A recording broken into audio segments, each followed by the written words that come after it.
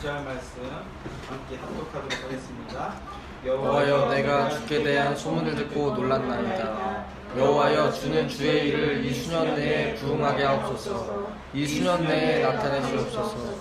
진노 중이라도 긍휼을 잊지 마옵소서. 한 번 더 읽겠습니다. 시작. 여호와여, 내가 주께 대한 소문을 듣고 놀랐나이다. 여호와여, 주는 주의 일을 이 수년 내에 부응하게 하옵소서.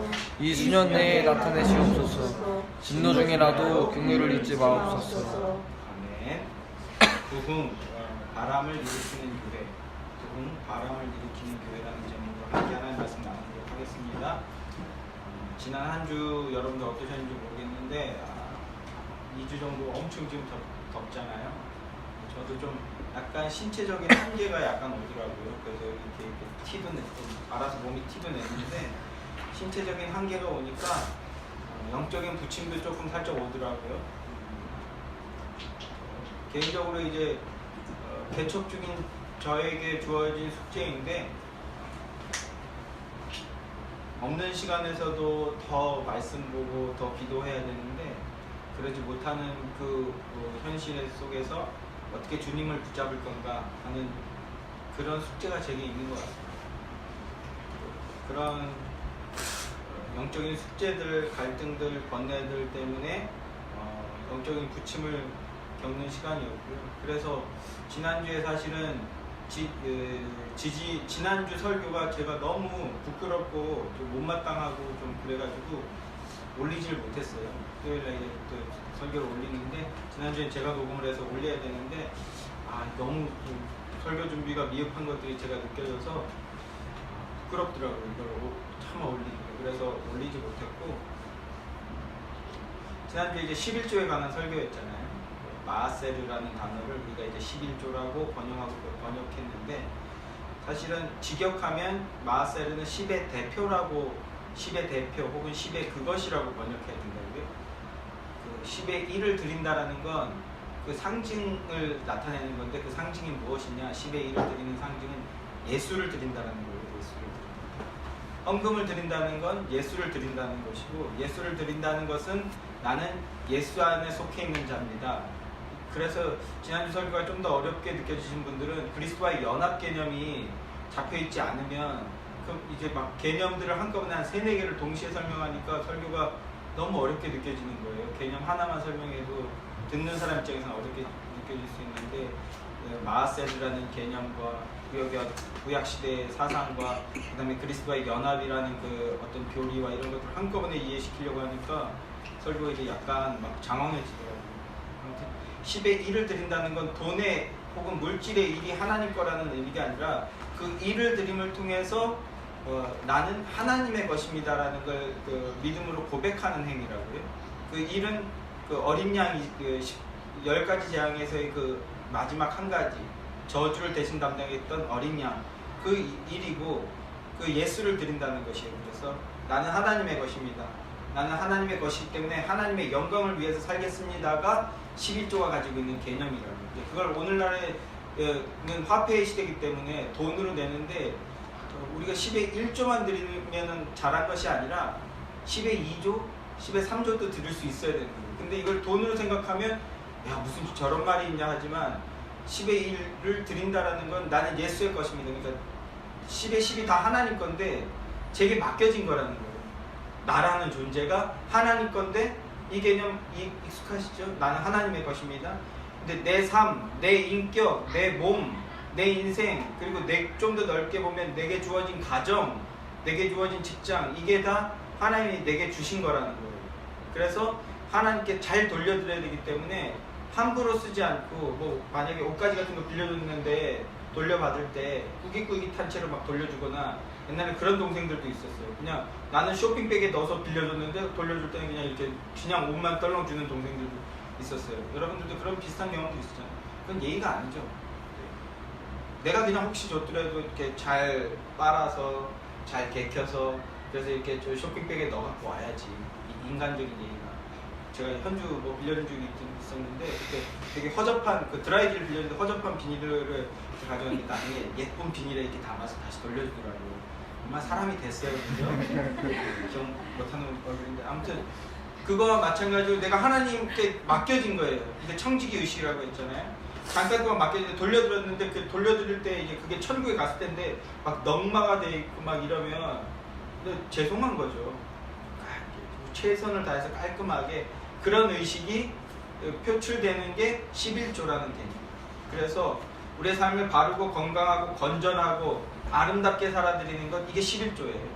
주어진 돈을 이거 1은 들였으니까 나머지 9이라고 내 마음대로 쓰는 게 아니라, 그리스도인은 그냥 돈 많다고 흥청망청 졸부처럼 쓰는 게 아니라 어떻게 쓰느냐, 주어진 거죠. 지혜롭게 선하게 쓸 수 있게.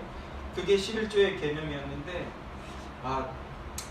이렇게 설명해야 되는데 너무 많은 걸 얘기하려다 보니까, 그리고 그 설교 녹음을 차마 저도 못 듣겠더라고요. 그래서 그 설교를 올릴까 말까 그렇게 고민하고 갈등하던 한 주간이었습니다.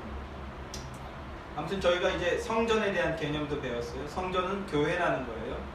그리고 헌금에 대한 개념도 배웠습니다. 지금 교회를 개척 중인 저희가 바른 교회를 세우기 위해서 성경의 개념들, 우리가 익숙한 단어들이고 개념들이지만 얼마나 어그러졌는지 왜곡되어졌는지 그 개념들을 다시 제자리로 바르게 돌려 세움으로써 교회 개척을 하는 귀중한 기준으로 삼고 있는 작업을 하고 있는 거예요.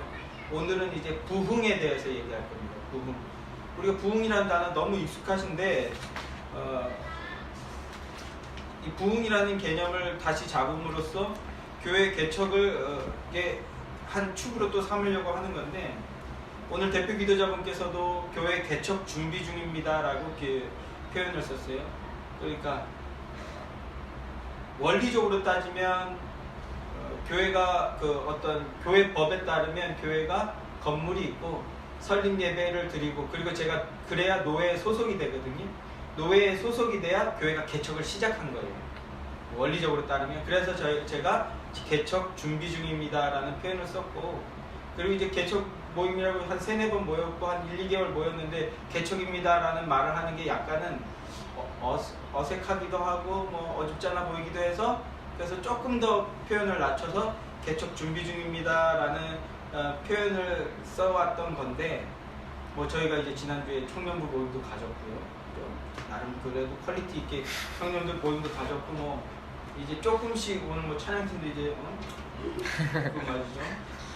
조금씩 구색을 갖추기 시작했어요 저희가. 그래서 아직은 가야 할 길이 멀고 해야 할 것들이 쉽지 않은 일들이지만 이제는 조금 더 본격적인 단계로 하고 있다고 생각해요. 그래서 개척 중입니다 라는 표현을 이제 쓰려고 합니다. 개척을 이미 시작했다고 생각하기 때문에. 그래서 개척하고 있는 교회가 부흥의 개념을 바로 잡음으로써 다른 개척으로 이제 한 걸음 더 진전해 보려고 해요. 그래서 오늘 부흥에 대해서 함께 살펴보려고 합니다. 너무 익숙한 단어죠. 부흥이라는 단어. 너무 익숙한 단어지만 성경에서 부흥이라는 단어가 오늘 읽은 본문 하박국서 3장 2절 여기에만 딱 한 번만 등장한다는 사실을 알고 계셨나요? 우리가 너무너무 교회에서 강조하고 있는 이 부흥이라는 말이 성경에서는 여기 딱 한 번만 등장해요. 신약에서는 이런 개념도 안 나타나요. 부흥해야 된다는 개념, 단어에 비슷한 단어도 안 나타나요. 개념이 아니라. 그런데 그러면 우리가 그렇게 교회에서 부흥을 강조하는데 부흥이 도대체 뭘까요? 조금 더 정확하게 성경이 말하는 부흥이 도대체 뭘까요? 우리가 그렇게 중요하게 여기는데 부흥이라는 걸, 그 성경에는 딱 한 번밖에 이 단어가 안 등장하는 이유는 뭘까요? 이런 거에 대해서 고민이 필요하죠.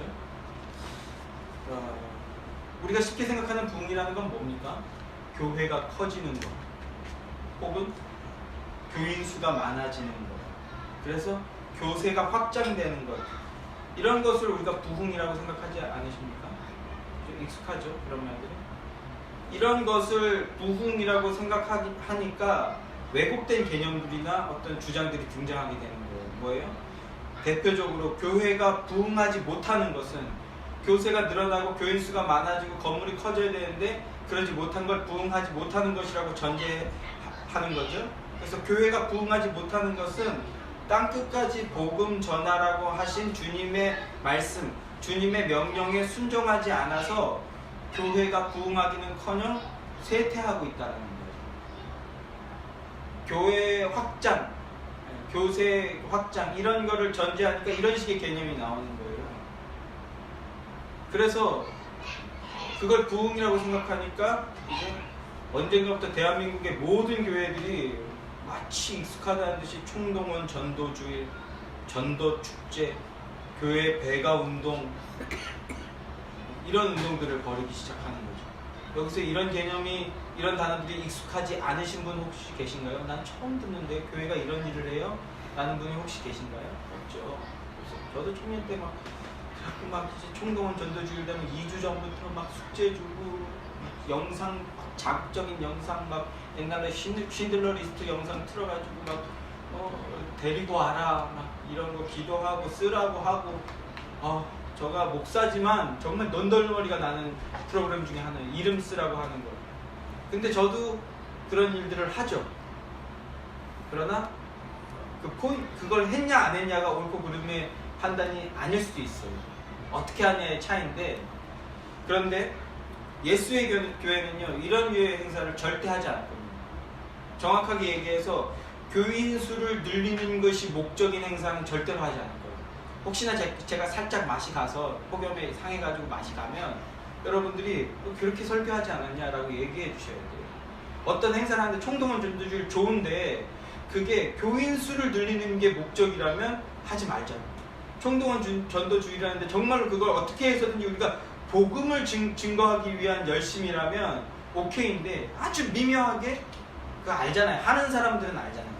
그걸 목사나 교회 앞에 당당하게 얘기를 못하는 것 뿐이지, 하는 사람들은 이게 지금 교인 늘리는 거지, 이게 우리 지금 외판원으로 부리는 거지 라는 거 다 알아요. 그 말을 예의상 안 하는 거지. 저도 청년 때 그냥 동생들한테 막 멋있게 그냥 이런 걸로 교회 디스하고 막 그랬는데 우리가 아는데, 그런데 똑같은 행사인데 예수를 증거하기 위한 일이라면 이것도 하는 사람들은 알죠. 이거 예수를 증거하기 위해서 이걸 효과적인 방편으로 사용하자. 이런 행사를 근데 총동원 전도주의란 말 자체를 버려야 돼요.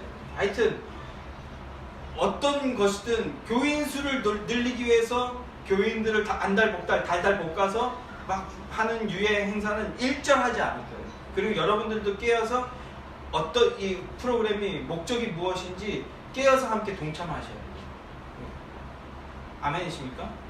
아멘이었으면 좋겠는데, 그러면 성경이 말하는 부흥이 뭔지 배워야겠죠?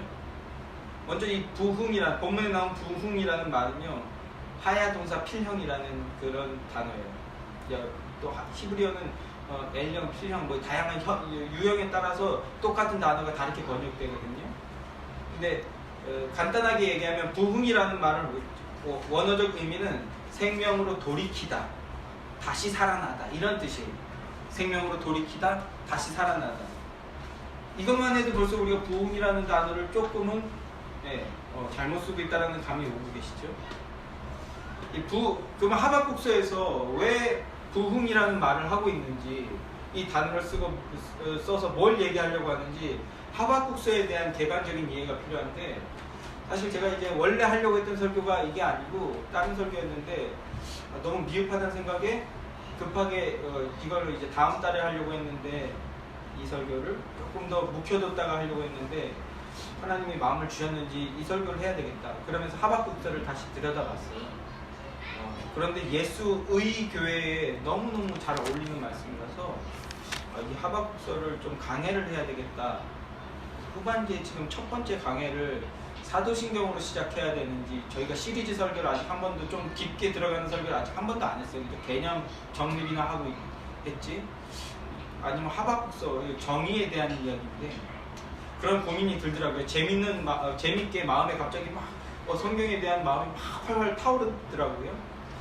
아무튼 하박국서에 대한 객관적인 설명을 간략하게 말씀드리면, 이 하박국서는 유다라는 나라에 망해가기 직전, 유다라는 나라가 망하기 직전, 유다 말기에 작성된 거예요. 이 배경이 너무 중요한데, 그 소선지서라고 얘기하죠. 12개의 소선지서가 어느 시대에 쓰여져 있느냐가 이 시대적 배경이 너무 중요한데, 크게는 유다가 망하기 직전 혹은 망한 직후, 그리고 망하고 난 70년 뒤에, 이렇게 세 개의 배경으로 나뉘거든요. 선지서가 벌써 이만하니까 이제 슬슬 어지럽기 시작하죠. 근데 이 하박국서는 유다라는 나라, 자 다시 설명드리면 사울을 통해서 이스라엘이라는 나라가 그 어떤 봉건제적인 개념을 가진 정식 나라로 출범을 했죠. 그런 다음에 다윗이 2대 왕으로 등극했어요. 내가 세운 진짜 왕은 너희가 요구한 왕, 금송아지처럼 요구했던 왕 사울왕의 결말은 무엇이었니? 그러면서 사울왕을 통해서 육신적 왕의 끝을 보여주신 다음에 하나님이 중심을 통해서 세운 왕, 중심을 보심을 통해서 세운 왕, 그리고 예수 그리스도를 예표하는 왕 다윗왕의 그 다윗왕을 통해서 이스라엘이라는 나라, 완성된 이스라엘을 보여주셨죠. 그런 다음에 솔로몬이 등장해요. 그리고 난 다음에 솔로몬 사후에 나라가 둘로 쪼개지죠. 북이스라엘이라는 나라와 남유다라는 나라. 이 북이스라엘은 아수르라는 나라에 멸망했어요. 완전히 나라 자체가 없어져 버렸어요. 그러면 유다라는 나라는 동족인데 우리는 이 개념이 너무 친숙하잖아요. 남과 북으로 동족이 나눠져 있는 상황이니까. 북한이 없어졌어요. 뭐 미국이든 일본이든 중국이든 러시아이든 없어졌어요. 그럼 우리는 어떻게 해야 될까요? 뭐 이런 얘기 이제 하박국서를 통해서 나중에 해야 되는데, 없어졌으면 근데 없어질 때 전제가 뭐냐면 내가 북이스라엘 없애버릴 거야. 하나님께서 말씀하셨어요. 이게 선지서의 중요한 개념이에요. 없애버릴 거야. 그런데 진짜 없어졌어. 그럼 남유다의 사람들은 어떻게 해야 될까요? 하나님이 약속하신 대로 성취가 됐어요. 그런 다음에 남유다에 뭐라고 하냐면 너희도 없애버릴 거야. 그럼 어떻게 해야 될까요? 너 죄로 멸망시켜버릴 거야. 그럼 어떻게 해야 될까요? 회개해야죠. 실제로 그게 실천이 됐어요. 북이스라엘이 없어졌어요. 그럼 남유다가 나라가 없어지는 상황을 보면서 쫄아가지고 하나님 잘못했습니다. 회개해야 될 텐데 남유다는 회개하지 않았어요. 오히려 더 타락하는 거예요. 그런 게 시대적 배경이에요. 그때 하박국이 이제 이런 시대적 상황, 그러니까 나라가 그 동족의 나라가 하나님이 예언하신 대로 멸망했음에도 불구하고 이 남유다 남아있는 이 나라가 회개하기는커녕 오히려 불의가 득세하는 거예요. 불의함들이. 그리고 오만하고 거짓된 위정자들, 이제 미가서에서는 그를 정치인이나 종교 지도자라고 특정하는데 하박국서에서는 그냥 그렇게까지 표현하지는 않아요. 그런데 선지서 전체를 보면 정치자들이나 종교 지도자들이나 사회의 리더들이 타락했어요. 돈과 권력에 물들어가지고 타락했어요. 그리고는 오만방자하게 그리고 거짓과 위선으로 나라를 이끌고 가는 거예요. 그런데 더 문제는 뭐예요? 그 사람들이 형통해. 더 잘 돼. 이런 얘기를 들을 때 어떤 생각이 드세요? 제가 미가서를 그래서 굉장히 좋아하는데, 그리고 뭐 예수의 교회에서 한번 제대로 또 미가서의 그 심오한 맛을 한번 나눠야 될 텐데, 종교 지도자들부터 시작해서 국가 권력자들이 다 타락했어요. 그리고 불의가 득세해. 근데 더 잘 나가. 예수 믿는 사람들. 이런 상황에서 하박국이 이제 괴로워하는 거예요. 정말 하나님이 살아계신다면 어떻게 이럴 수 있는가? 이게 하박국서의 첫 번째 내용이에요. 거기에 대해서 하나님께서 이제 대답해 주시고, 또 두 번째 하나님께서 그 대답이 뭐였냐면, 하나님 어떻게 이렇게 거짓과 불의가 득실거릴 수 있습니까? 이 사람들 그냥 놔두실 겁니까? 해서 하나님께서 그래 그냥 두지 않을 거야. 그럼 어떻게 하실 겁니까? 그게 바로 바벨론이에요. 바벨론을 들어서 너희를 쳐버릴 거야. 그러니까 하박국이 또 뭐라고 반문하냐면, 우리가 죄인인 건 인정하겠는데 이왕 우리를 때릴 거면 좀 정직한 사람, 정의로운 사람으로 때리면 덜 자존심이 상할 텐데 나보다 더 나쁜 죄인으로 나를 때린다고요? 우리가 죄인이에요? 그죠? 그런데 우리보다 더 죄인인 뭐 조두순이나 또 어떤 사람들이 있어요. 이런 사회의 악한 죄인들을 통해서 우리를 심판하시겠다라는 거예요. 기분이 좋으세요? 나쁘세요? 요새 뭐 아주 나쁜 놈들 뭐라고 할까요? 하여튼 들은 자제해야지. 첫 번째 강구가 왜 유다의 죄악을 그냥 보고 계십니까였어요. 그랬더니 하나님께서 대답하시기를 바벨론을 들어서 너희를 칠 거다. 그랬더니 왜 우리보다 더 악한 바벨론을 일으켜서 우리를 심판하십니까? 이렇게 또 반문하는 거예요. 거기에 대한 해답을 주는 게 이제 하박국서예요. 자, 이게 하박국서에 대한 개관이 좀 잡히시나요? 그걸 통해서 사도 바울은 이제 특별히 중요한 구절이 하박국서 2장 4절에 보면 하나님께서 이렇게 대답하시는 거예요. 보라, 그의 마음은 교만하며 그 속에서 정직하지 못하나 의인은 그 믿음으로 말미암아 살리라. 그 예에서 의인은 빼야 됩니다. 의인은 그 믿음으로 말미암아 살리라. 이거를 사도 바울이 그대로 로마서에서 인용하잖아요. 의인은 오직 믿음으로 말미암아 살리라. 이게 하나님이 주신 대답이에요. 뭐예요? 이 땅으로. 의인은 나를 믿는 믿음으로 사는 거예요. 어떤 개념이냐면 어떤 사람도 하나님께 의롭다함을 얻을 수 없다는 거예요. 하나님 저를 처벌하시는 건 좋은데 어떻게 저보다 더 나쁜 죄인한테 저를 처벌하라고 하셔요? 뭐야? 그럼 너는 좀 덜 나쁜 놈이라는 거야? 너는 그럼 하나님 앞에 깨끗하다는 거야? 이런 걸 말씀하시는 거예요. 하나님 앞에 의롭다함을 얻을 수 있는 존재는 없다라는 거예요. 하박국이 이걸 깨닫자 태도의 변화가 일어나는 거예요.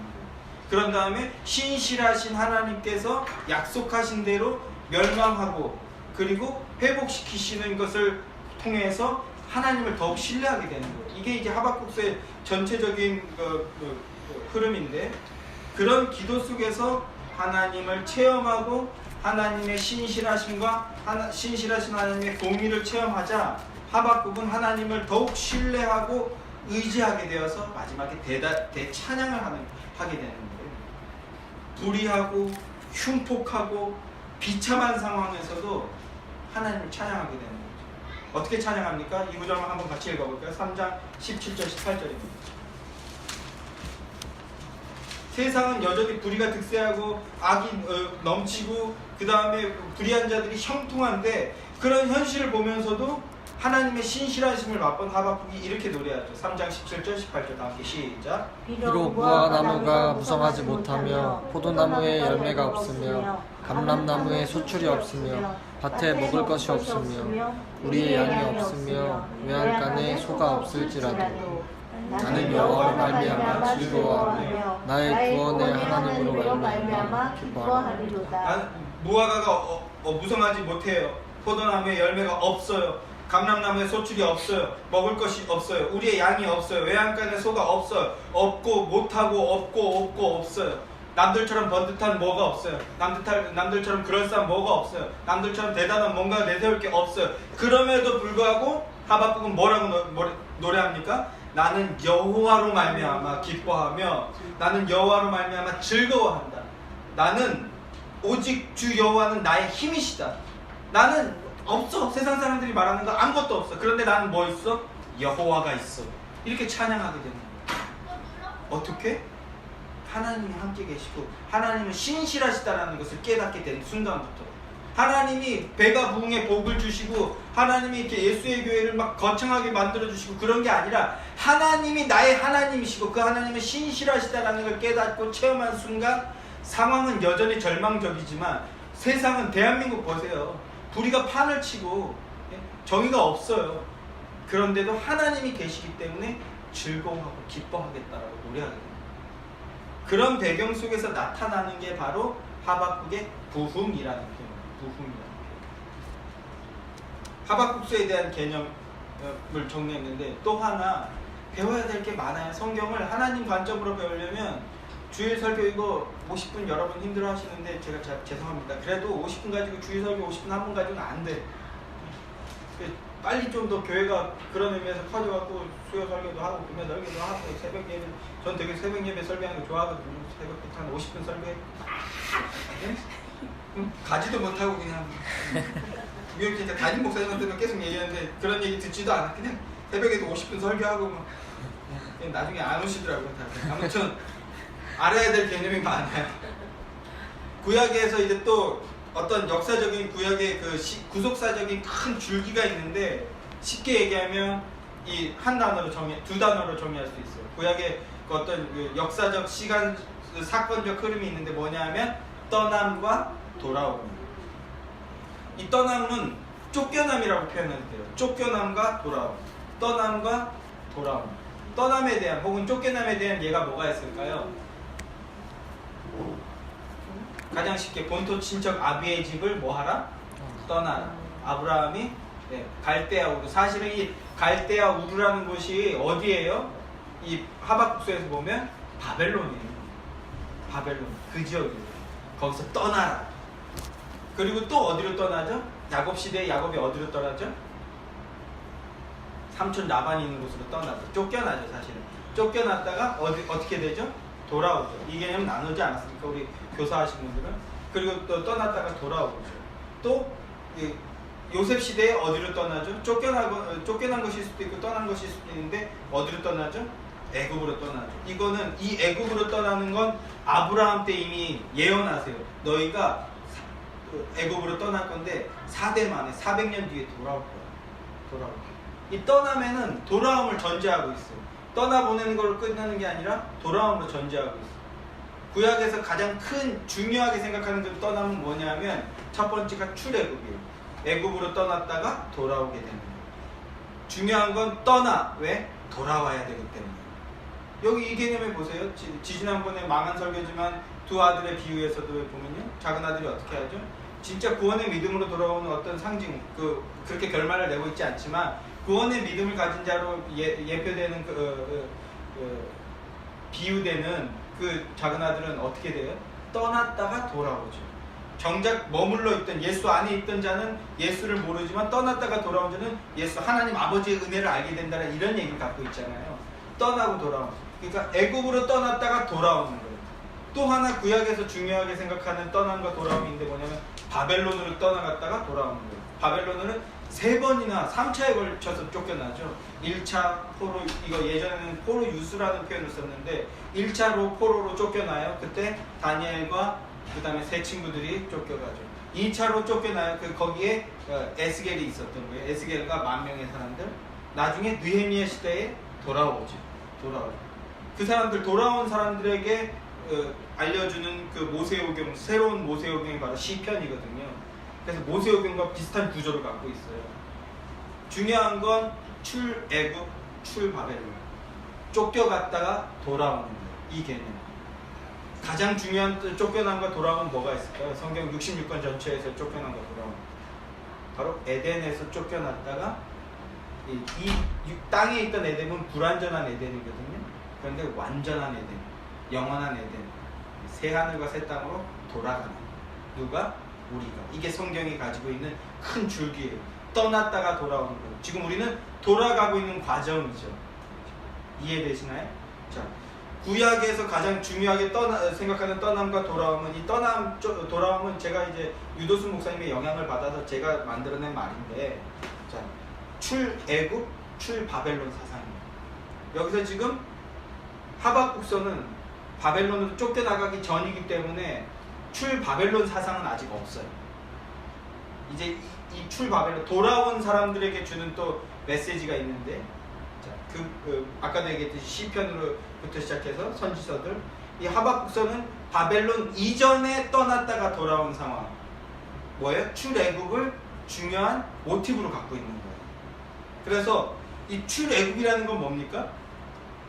실제로 애굽이라는 죄악된 세상에 갔다가 건져냄을 받아서 돌아오는 거잖아요.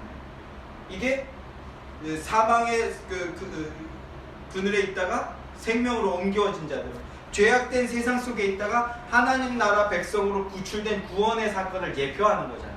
출애굽이라는 거. 아멘이십니까? 죄악된 세상에 있던 우리가 홍해 도와 세례 받는 거잖아요. 세례 받음을 통해서 하나님의 자녀, 하나님 나라의 백성이 되는 거죠. 죽기를 무서워함으로 한평생 매여서 종로를 타던 죄의 노예들이 하나님의 자녀가 되는 사건, 하나님 나라의 백성이 되는 사건, 이게 출애굽이 가지고 있는 어떤 모티브거든요. 이게 구약 전반에 깔려 있는 거예요. 그런 그 모티브 속에서 하박국이 얘기하는 거예요. 수년 내로 부흥하게 하여 주시옵소서. 이 부흥은 원어적으로는 다시 살아나다 이런 뜻이라고 했는데, 영어로는 리바이벌이라고 하고 한자로는 옛부 이렇게 흥자를 썼어요. 이게 뭐 다시 보라고도 하기도 하고 뭐 사전마다 조금 차이들이 있던데 또 어렵더라고요. 한자가 어렵더라고요. 구자를 따로 혼자만 쓰면 복복자가 되고 무슨 복자가 되고 되게 복잡한데, 그런데 이 3장 2절에서 가지고 있는 것은 이 부흥이란 단어는 어떤 의미냐면 옛적에 하나님께서 행하셨던 그 일을 다시 한번 일으켜주세요 라는 뜻이에요. 부흥이라는 건 옛적에 행하셨던 그 일을 다시 한번 일으켜주세요. 뭘 얘기하는 걸까요? 출애굽 사건을 얘기하는 거예요. 출애굽 사건. 그래서 3절부터 12절까지인가요? 15절까지 가면 출애굽에 일어났던 사건들을 시적으로 표현하고 있어요. 출애굽 당시에 이런 홍해 도화라든지 이런 사건을 시적으로 이제 쫙 나열해서 표현하고 있어요. 그러니까 부흥이라는 건 옛날에 일어났던 그 일을 다시 한번 일으켜 주세요.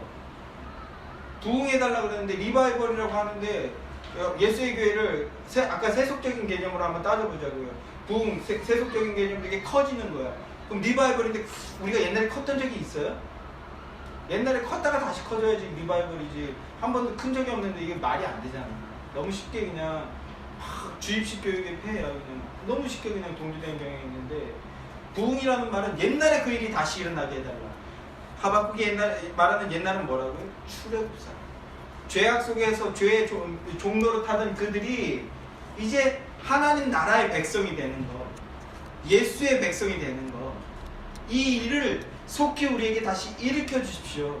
구원의 사건을 다시 일으켜 주십시오. 이런 표현인 거예요. 수년 내에 빨리 일으켜 주십시오. 이제 이 부흥이라는 단어가 가진 성경 본문의 의미를 이해하시겠어요? 교회 크게 커지게 해주세요. 교인 수 많아지게 해주세요. 우리도 뭐뭐뭐 생기게 해주세요. 이런 개념 아니에요.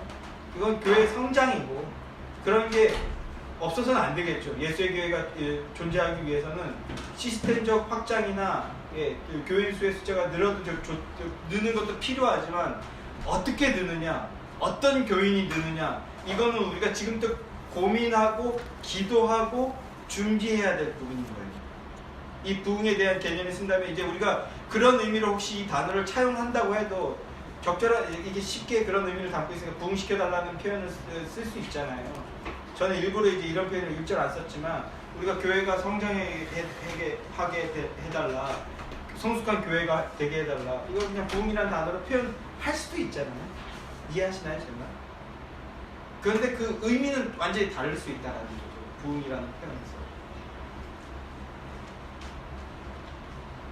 하박국이 썼던 이 부흥이라는 말은 옛날의 그 일, 죄악에서 종노릇하던, 죄에 매여서 종노릇하며 두려움에 떨던 그 인생들이 이제는 당당하게 승리를 맛보는 인생, 하나님 나라 백성, 하나님의 자녀가 된 사건, 그 구원의 사건을 가지고 있는 거라고.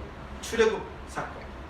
그러면 지금 예배하신 여러분은 하나님 앞에 그 죄인임을 고백하고 그 죄의 문제를 예수님께서 대신 해결해 주셨음을 믿으십니까? 그러면 여러분에게도 출애굽 사건이 일어났던 거예요. 출애굽 사건이 일어난 거예요. 여러분에게 부흥이 일어난 거예요. 이게 부흥이에요. 다시 한번요. 여러분이 죄인이지만 그 죄의 문제를 예수 그리스도께서 십자가에서 죽으시고 부활하심을 통해 해결해 주시고 여러분이 하나님의 자녀가 되는 권세를 주셨음을 믿으십니까? 아멘. 그러면 부흥이 일어난 거예요. 이게 부흥이에요. 할렐루야죠. 여러분 안에 부흥이 일어났습니다. 부흥은 그런데 확장되는 거예요. 성경이 가지고 있는 부흥이 확장되는 거예요. 이 부흥이 옆에 또 다른 부흥이 일어나고, 부흥이 일어나고, 그 개념은 나중에 다시 또 나올 거예요. 여러분에게 부흥이 일어났다면 여러분들은 지금 하나님 앞에 아멘, 할렐루야 찬양하시기 바랍니다. 부흥을 체험한 사람들은 2절 하반절에 보면요, 다시 본문 3장 2절 하반절을 보면 이런 말이 있죠. 부흥하게 하옵소서, 이 수년 내에 나타내시옵소서, 진노 중에라도 긍휼을 잊지 마옵소서.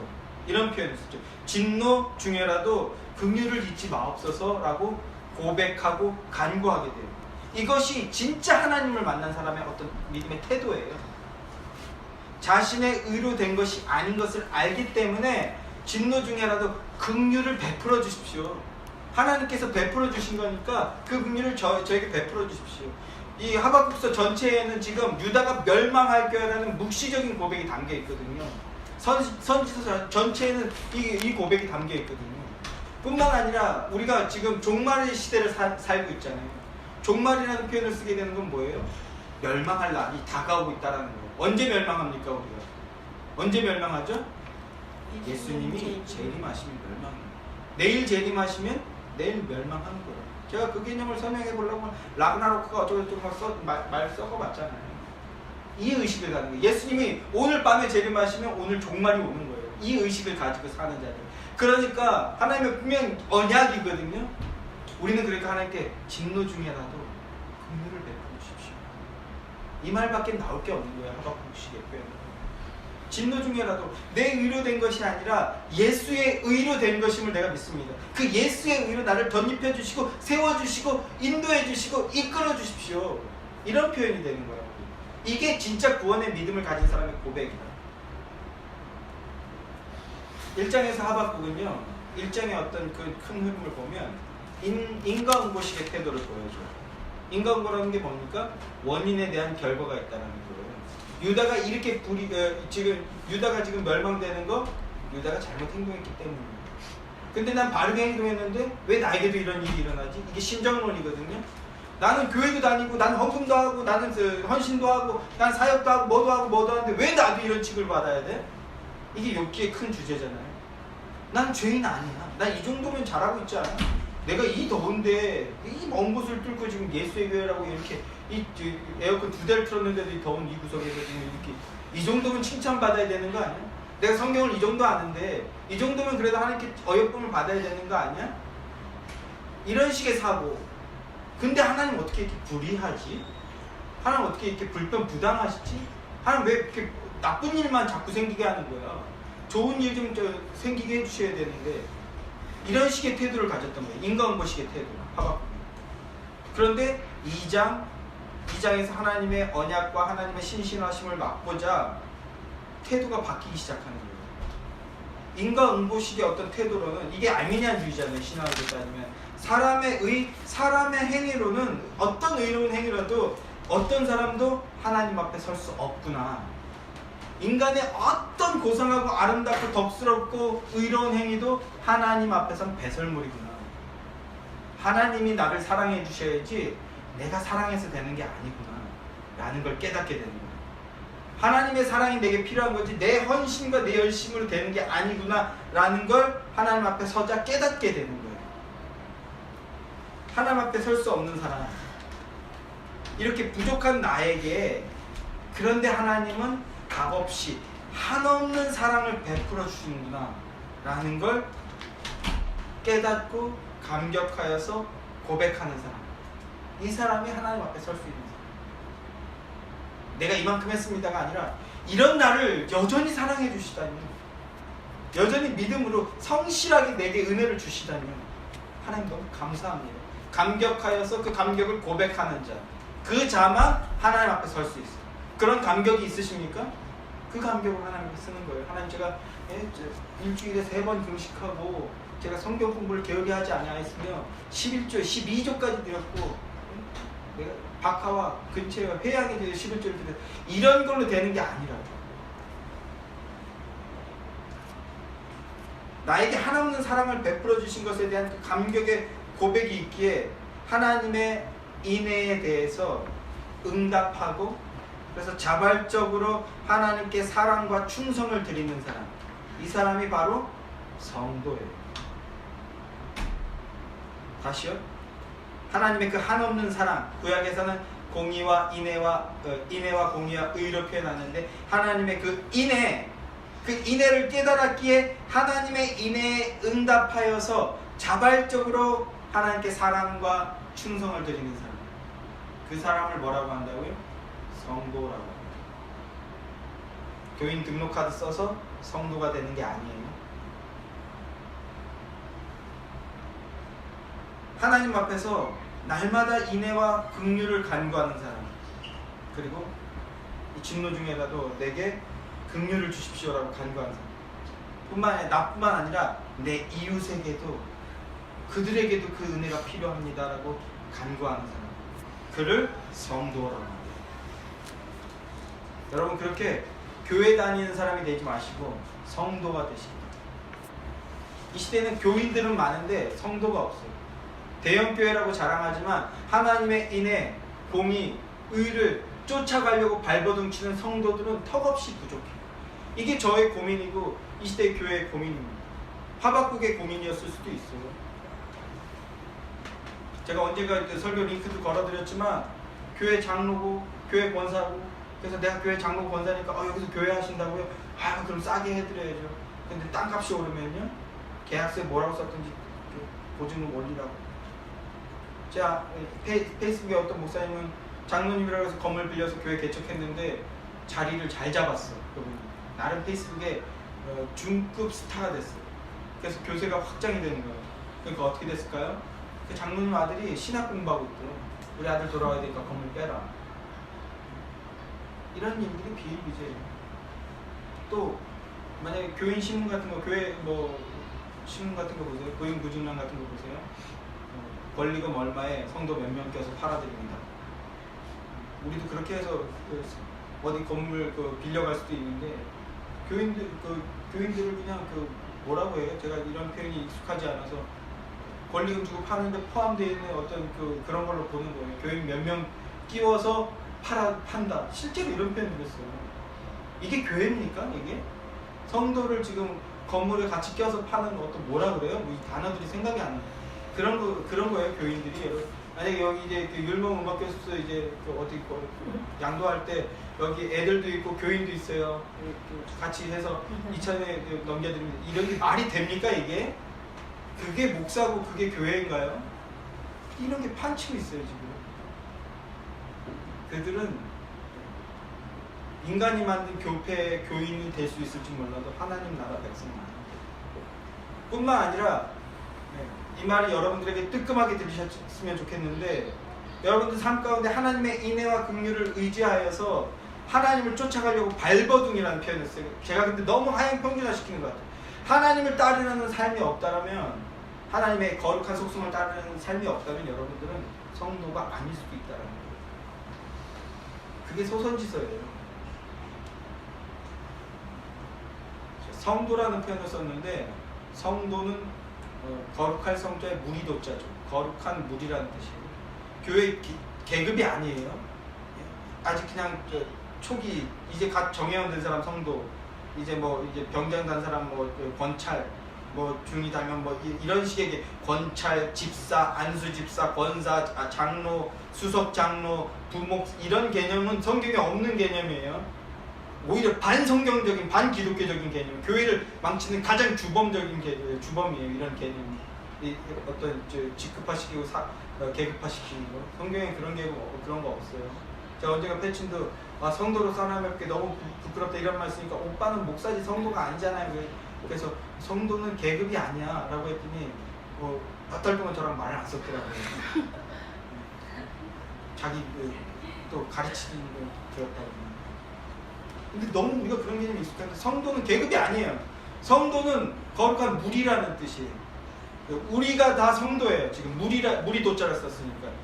근데 좀 더 구체적으로 표현하면, 하박국서와 이어서 표현한다면 한량없는 자비로우심, 그 하나님을 믿는 무리들, 그 하나님 거룩하신 분이잖아요. 그 거룩하심을 따라가려 하는 자들, 그 거룩함을 따르고 닮아가려 하는 자들, 그 자들이 성도라고. 지난주에 언제 얘기한 건지 모르겠는데, 제처가 이진아 사모가 얘기한 건데 언제 얘기했는지 모르겠는데, 홍금봉투에다 인준 성도라고 썼어요. 오늘도 썼더라고요. 그걸 이제 주중에 동갑내기 친구, 같은 반 친구인지 하여튼 동갑내기 친구가 걔도 교회 다니는데 성도 이게 뭐예요? 막 이렇게 물어봤다고. 맞아요?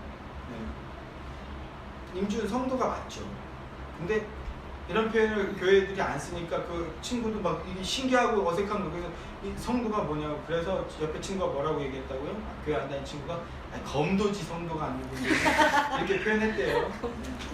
교회 다니는 사람들도 이 단어가 그냥 계급화되어 있거나 쓰지 않는 용어가 되어버렸는데, 성도라는 건 거룩한 무리들, 하나님의 거룩하심을 믿고 따르려 하는 무리들, 닮아가려 하는 자들, 그들이 성도라고. 이 땅에서 하나님 나라를 사는 자들, 하나님 나라 백성들, 예수의 교회 여러분들은 성도가 되시길 원합니다. 그래서 무슨 집사 이런 표현을 잘 안 쓰려고 하는 거예요. 제가 계급화 의식이 있거든요. 회원 개념, 정회원 개념 이런 식의. 그래도 내가 최소한 이 정도 됐거든요. 그런 개념을 뛰어넘을 수 있다면 마음껏 써도 좋을 텐데 쉽지가 않아요. 근데 또 언제도 말씀드렸는지 모르겠는데, 반대적으로 그래서 어떤 교회들은 형제 자매라고 다 지칭한다고요. 한 지체라고 개념, 한 가족이니까, 우리가 영적인 한 가족이니까. 근데 목사도 형제님 그러면 교회가 너무 질서가 없어 보이는 거예요. 그럼 목사만 목사라는 표현을 쓰고 나머지는 형제 자매라고 쓰면 이것도 또 계급 개념이 발생하잖아요, 비슷하게. 이것도 좀 아닌 것 같고. 네, 뭐 결국은 집사, 권사, 뭐 안수, 장로, 뭐 이런 표현들이 필요에 의해서 성경에서도 쓰는 표현들이니까 권사는 성경이 없고 우리도 써야 되겠지만 그 전에 이 개념을 바르게 세우는, 그래서 같이 그 개념의 공감을 이끌어내는 이 과정이 힘들지만 필요해서 지금 이런 과정들을 겪고 있는데, 예수의 교회 여러분들은 다시 돌아와서 성도가 되시고 교회의 어떤 계급의 어떤 그런 존재가 아니라 성도가 되시고, 성도란 부흥을 맛본 자들이에요. 이제 부흥이라는 단어에 이해가 오시나요? 제가 어떤 지금 뉘앙스로 부흥이라는 단어를 쓰는지. 성도란 부흥을 경험한 자들입니다. 그런데 세상에는 하박국 시대도 그랬지만 우리 시대도 여전히 세상에는 불의가 득세하고 악인이 형통하는 일들이 넘쳐나고 있죠. 그럼에도, 그래서 다시요, 세상에는 불의가 득세하고 악인들이 형통한 일들이 넘쳐나고 있죠. 지난주에도 이제 안타까운 사건이 있지 않았습니까? 김경민 수사님은 또 수다를 떨고 싶은데, 예, 두 가지 사건이 있죠. 지금 김경민 집사님의 예언대로 아수라가 지금 이 표현은 제가 쓰는 표현이지만 아수라라는 영화가 지금 다시 실검 1위에 오르고 있죠. 안남시장 뭐 해가지고 이재명을 빗댄 것이다 해가지고 지금 이재명 뭐 그것이 알고 싶다까지 때리고 난리가 났는데, 또 노회찬이라는 의원이 자살했어요. 뭐 안타까운 얘기죠.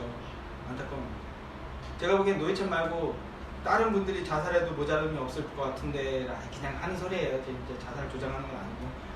근데 정작 안 죽어도 될 사람들은 죽고, 뭐 꿀밤 맞을 정도의 죄를 졌으면 꿀밤 맞고 열심히 하면 되는데, 회초리 맞아도 안 될 것들은 그냥 자기는 죄 없다고 주장하고, 꿀밤 정도 맞아야 될 죄 저지른 것들은 뭐 부끄럽다니 어떠면 그냥 죽어버리고 자살하고, 표현 조심스럽게 해야 되겠지만, 네, 이게 세상이에요. 근데 이런 불의가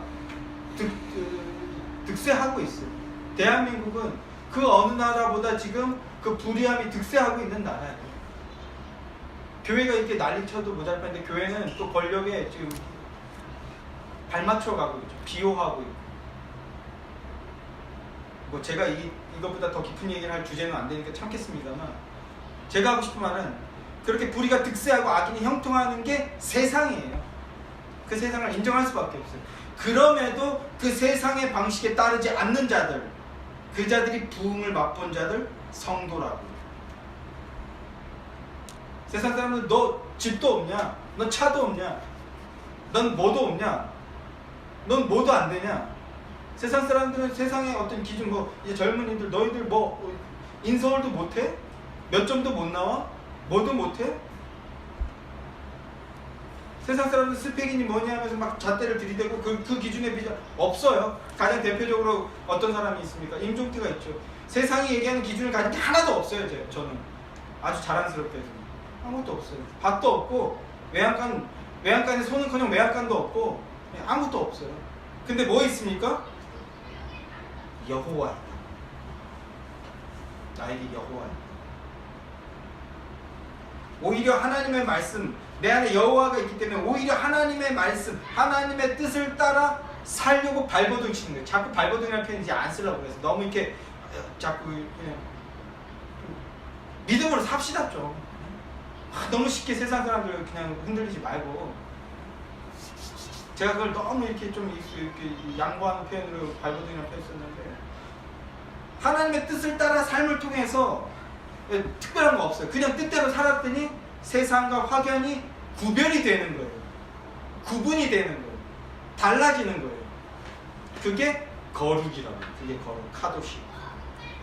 외람되지만 저도 20대 때 지금 20대나 여러분들과 비슷한 고민들, 교회 다니는 사람으로서 고민들이 있었어요.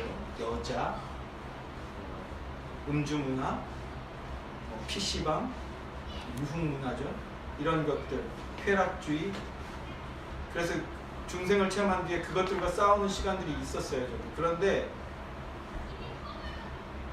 그런 것과 멀어지는 시간이 이제 못해도 한 15년 이상이 됐죠. 아예 그냥. 그래서 어떤 고민이 있었냐면 내가 설교단에서 막 그렇게 얘기하는데 막상 내가 그 현장에 갔을 때 나는 얼마나 할 수 있을까? 예전에는 좋아하는 여자일 때는 맨날 술 마셨거든요. 술 먹고 좀 어떻게 해볼까? 요 마음에 중생했는데도 이제 술이 싫어졌어. 근데도 그 아가씨랑 좀 어떻게 응? 막 있죠? 막 아름다운 일들 있잖아요. 맨정신에는 이게 용기가 안 나니까 또 너무 그렇게 또 혼자만 살려고 하지 마세요. 20대의 그 어떤 죄악된 모습을 얘기하는 건데 그러니까 그 육적인 쾌락을 못 이기는 거야. 못 이기는 거야. 근데 지금도 그러지 않을까? 하는 이론만 있고 실제는 없는 거 아닌가라는 그런 고민들이 있었는데 외람되지만 제가 한 6개월 지금 그 공장에 다녀보니까 전혀 안 어렵더라고요. 말씀대로 사는 거. 이것도 뭐 완전하다는 걸 할 수 없죠. 하나님 앞에서는 네, 그 번데기 앞에 주름도 안 되지만 그렇게 어렵지는 않던데요. 그 유대리라는 사람이 처음 보면 그렇게 자꾸 잔업을 시키려고 하면서 자꾸 얘기를 하려고 그래요. 약간 난 내일 또 일찍 못 나와. 자꾸 이제는 새벽 근무까지 시키려고 하는데 나는 일찍 못 나와. 그래서 옆에서 애기들 봐야 돼서 일찍 못 온대. 이렇게 비아냥거리더라고요.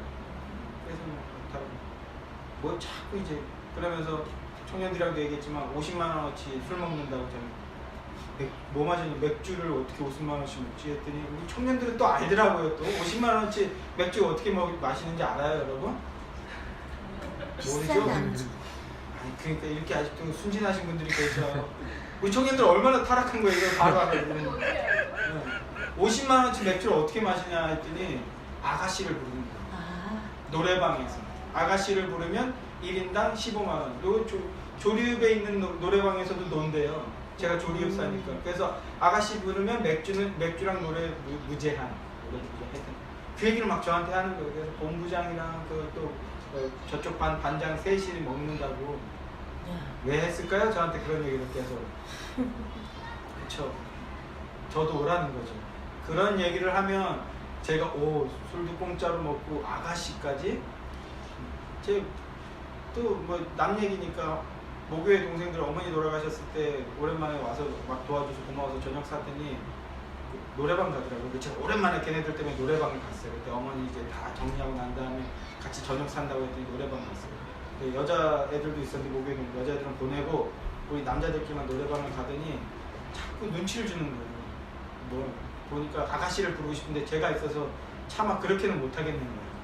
여기서 포인트는요, 모교의 동생들이에요. 다 교회에서 만난 동생들이에요. 근데 아가씨를 부르고 싶다는 거예요. 근데 그래서 제가 노래도 안 되고 해서 예전 같은 막 날아다니는데 이제는 후렴이 안 불러지는 거예요. 제가 사랑하던 노래들의 후렴이. 그래갖고 짜증도 나고 해갖고 그냥 나왔어요. 니들 아가씨들 부르고 놀으라고. 이래 여기 조리읍도 필리핀 아가씨들 부른대요. 참 좋은 시. 제가 그런 얘기를 하면 제가 혹할 줄 알았나 본데 사람 제대로 봤죠. 농담이고요. 전혀 그런 게 재미가 없더라고요.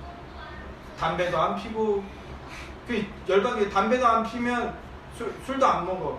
우리 반 반장님이 술도 안 먹어요? 그럼 무슨 재미로 사? 여자분이신데 그럼 무슨 재미로 사냐고. 아니 재밌는 거 많은데? 물어보면 뭐가 재밌냐 그러면 성경 이런 얘기할 때 또 물어봐. 그 다음에 성경 보는 거야 이러는데 지들 할 얘기만 하고 끝내요. 담배도 안 피고 술도 교회 다녀 이렇게 물어봐줘야 되는데 안 물어보더라고. 그래서 이제는 처음에는 약간 어색해서 제가 이제 좀 티를 안 내는데 요새는 이제 기도도 일부러 막 보란 듯이 나는 이런 사람이야. 이제 기도도 이제 좀 막 더 보란 듯이 하고 이제 조만간 이제 예수 얘기 기회가만 되면 이제 예수 얘기를 하려고 지금 슬슬 시동을 걸고 있는데 한 6개월에 이제 좀 자신감이 붙더라고요.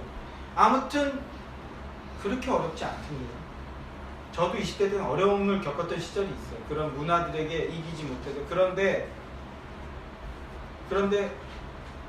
다시 말씀드리면 지금은 그렇게 어렵지 않더라고요. 오히려 말짱한 정신으로 더 건강하게 일하고 더 열심히 일하니까 다들 인정해 주더라고요. 인정해 주더라고요. 제가 이제 여기서도 약간 제일 이제 몸 쓰는 일이라서 그렇지만 제가 없으면 안 되는 분위기를 거의 내피셜이에요. 거의 만들어놨어. 내가 없으면 안 돼요. 너무 나 혼자 내피셜이지만 성실하게 일하고. 왜? 하나님 백성이기 때문에. 이게 부흥입니다. 여러분들 부흥을 체험하시기 원해요. 교인 숫자 늘리는 거 안 중요해요. 교회 다니면서 사실 지난주 11조 얘기 때 홍만표 얘기도 해야 되고 할 얘기 많았지만 너무너무 미궁으로 빠지는 분위기여서 참았지만 교회 다니고 헌신한다 그러면서 쓸데없는 얘기 하나 더 합시다. 그러면 제가 그 이명박 대통령에 대해서 잘 몰랐는데 처음으로 그 인물에 대해서 위험하다고 느낀 게 언제냐면 이명박이라는 사람이 서울시장일 때 그 사람이 소망교회 장로잖아요. 하여튼 장로가 대통령이 되면 나라가 망한다는 이상한 원칙이 생겼는데 룰이 생긴 이명박 전 대통령이 서울시장일 때 소망교회 강단에 서서 이런 얘기를 했어요. 서울시를 하나님께 바칩니다. 막 할렐루야 박수치고 난리 났는데 그 얘기 듣고 저는 이명박 막 욕하는 게 관심이 없었는데 이 사람 위험하구나 처음 깨달았어요. 왜냐하면 서울시는 이명밖에 아니에요. 차라리 신앙의 고백으로 그 사람이 11조 어떤 헌신의 개념으로 얘기하고 싶었다면 서울시를 위해서 저를 헌신하겠습니다. 이게 신앙적인 성경적인 개념이지 서울시를 하나님께 바칩니다. 사람들은 가짜 교인들은 좋아할지 몰라도 하나님은 전혀 소음이 원래 내 건데 네가 왜 바치냐? 무슨 말 하려는지 이야기. 이거 그런 거짓된 11조 개념들. 교회들은 기뻐하죠. 그러면서 장로가 대통령 돼야 된다고 막 온 교회들이 힘을 합쳐가지고 밀어주고. 아니에요. 그건 진짜 부흥을 체험하지 않은 사람이 체험한 게 아니에요. 그건 진짜 성도의 고백이 아니에요. 진짜 성도의 그러면 서울시를 위해서 내가 믿음으로 서울시 행정하겠습니다. 내가 성경 말씀대로 서울시를 행정해 보겠습니다. 기도해 주십시오. 이렇게 얘기해야죠. 그게 부흥을 체험한 사람이에요. 예수의 교회는 그런 부흥을 맛보자고. 여러분들에게 그런 부흥이 점점 더 자라나는 거예요. 그래서 겨자씨 비유가 나오잖아요. 교회는 확장되는 거예요. 30배, 60배 자라나는 거예요. 어떻게? 교세가 커지는 게 아니라 여러분의 믿음의 깊이가 더 깊어지는 거예요. 겨자씨 나무가 처음에는 눈에도 안 보이게 작았던 게 나중에 2m, 3m 막 자라나는 것처럼 여러분의 신앙이 자라나는 게 부흥이에요. 그게 부흥. 어떻게? 하나님의 거룩을 따르는 삶, 직장에서, 가정에서 언행 하나도 삼가하고. 제가 거기서 일도 엄청 열심히 하고 감정 소모도 너무 어마어마해요. 안 들리는 말 다 듣고 이해해줘야 되잖아. 그래서 쉬는 시간에 자꾸 말 시켜요. 나도 사실 못 알아듣는데 내가 3분의 1도 못 알아듣는데 내가 얘기하면 다 알아듣는 줄 알고 막 자꾸 필리핀 말로도 하고 막 그래서 막 미치는데 알아듣는 척 하느라고 감정 소모가 너무 커서 집에 와서 짜증내.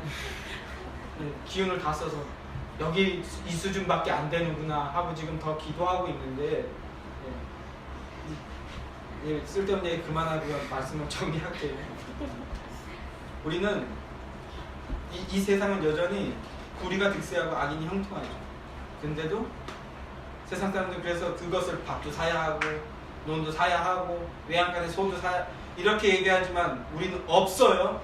그래도 하나님이 있기 때문에 하나님의 말씀, 하나님의 명령을 따라서 사는 자들, 그 자들이 부흥을 체험한 자들, 성도라고. 그렇게 살면 특별히 다른 집 막 길거리에서 막 손들고 기도하거나 막 이런 종교스러운 보이는 어떤 행위를 하지 않아도 확연히 구별이 돼요. 다르니까 티가 나요. 그걸 거룩이라고 합니다. 거룩. 구별된. 자, 이런 말이 있더라고요. 바람의 원리는 기압의 차이에서 오는 거죠. 바람. 공기 속에 기압이 고기압과 저기압이 만나면 바람이 부는 거예요. 그래서 이 기압의 차이가 클수록 큰 바람, 태풍이 부는 거죠. 태풍이 우리나라가 태풍이 왔어야 되는데 안 와가지고 지금 공기의 흐름에 변화가 없어. 꽉 막혀버렸죠 지금. 그래서 찜통 더위가 돼버렸잖아요. 답답하잖아요, 그죠? 오늘날 교회의 모습이 이런 것 같아요. 저는. 이 모습, 폭염을 보면서 찜통더위라는 표현인데 이 찜통 바람이 흘러가질 않으니까 답답해요. 뜨뜻한 미지근한 바람이라도 흐르면 조금 시원해질 텐데 아무런 바람이 흐르지 않아요. 교회가 아무런 흐름이 없어요. 영적인 아무런 흐름이 없으니까 답답한 거예요. 교회만 오면. 영적인 고기압과 저기압이 이렇게 막 불어서 막 바람이 이 고기압과 저기압이 부딪혀서 바람이 일어나야 되는데 그런 바람이 교회에 하나도 없는 거예요. 영적인 고기압은 제가 생각하기에 거룩이 영적인 고기압이라고 생각해보자고요. 그럼 저기압은 뭘까요? 우리의 섬김, 우리의 겸손함, 우리의 낮아짐, 우리의 자기 부인, 이런 게 저기압이라고 해보자고요. 거룩과 자기 부인이라는, 거룩이라는 고기압과 자기 부인이라는 저기압이 만나면 바람이 일어나는 거예요. 이 바람이 커지면 태풍이 일어나는 거죠. 조금 오바스러울지 모르지만 예수의 교회가 이런 태풍을 한번 일으켜봅시다. 거룩이라는 고기압과 자기 부인이라는 저기압이 만나서 태풍을 일으켜보자고요. 너무 오반가요? 아니면 그 태풍까지는 안 돼도 시원한 바람이라도 일으켜보자. 교회 하면 세상 사람들이 생각하고 이제 아예 언급도 안 해버리잖아요. 그런 게 아니라 나 교회 다녀, 나 예수 믿어, 나 성도야, 이러면 세상 사람들이 다르구나, 구별되는구나, 뭔가 틀리구나. 그 사도행전에서는 저 사람들이 세상을 뒤집는 자들이구나 이렇게 표현하잖아요. 예수의 교회는 그런 교회가 되기를 소망하고 간구하며 따라가 보자고요. 그냥 숫자 몇 명 막 사람들 부르고 뭐 경품 주고 막 상품 주고 이런 걸로 해서 하지 말고 거룩한 삶을 살고 자기 부인의 삶을 살아서 바람을 일으켜서 진짜 교회는 이런 거구나. 예수의 교회는 좀 그런 교회가 됩시다. 아멘이신 거예요? 예수의 교회가 부흥을 체험한 성도들의 모임이 돼서 어렵지만 하나님의 거룩을 따르고 말씀에 순종하여서 세상과는 다름을 일으키는, 그 다름을 통해서 바람을 일으키는 그런 개척을 하는 그런 교회가 되는 그런 예수의 교회가 될 수 있도록 우리 모두 믿음으로 반응하고, 그리고 이제부터 조금 더 본격적으로 함께 기도하며 개척해 나갔으면 좋겠습니다. 그런 은혜가 저와 여러분과 예수의 교회에게 임하게 되기를 주님의 이름으로 간절히 소망합니다. 아멘. 기도하겠습니다. 하나님, 우리 안에 거룩이라는 영적 고기압이 불게 하여 주시옵소서. 또한 자기 부인이라는 영적 저기압이 불어나서 그래서 은혜라는 바람이 일어나게 해 주시옵소서. 성령의 역사라는 바람이 일어나게 해 주시옵소서. 예수의 의라는 바람이 일어나서 이 어지럽고 패역한 이 세대 가운데 참된 하나님의 나라의 증거들이 되는 예수의 교회 모든 성도들이 되게 하여 주시옵소서. 예수 그리스도를 기도합니다. 아멘. 우리 한 번만 더 기도할까요? 같이 기도합시다.